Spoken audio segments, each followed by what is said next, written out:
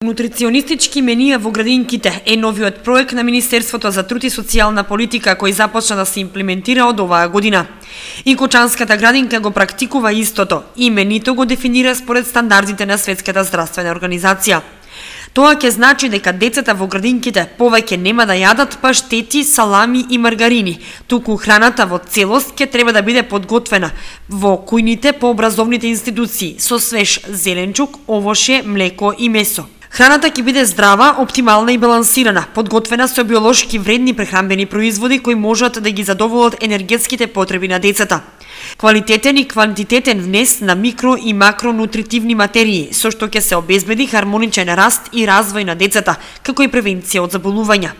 Укажувањето од Министерството за новото мени пристигна и во Кочанската градинка. И кај нас стигна укажувањето од Министерството за труд и социјална политика да се внимава во врска со подготовката на храната на храната за децата.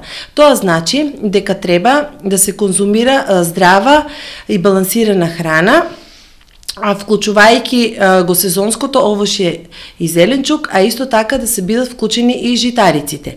Овие препораки кои ни се доставени од страна на Министерството, ние подолго време нашата градинка подолго време ги практикува, а секако со цел да се спречи зголемувањето на телесната тежина кај децата. Во храната ќе бидат вклучени интегрални житарки со посебен акцент на белиот леп да се замени со интегрални видови на леп.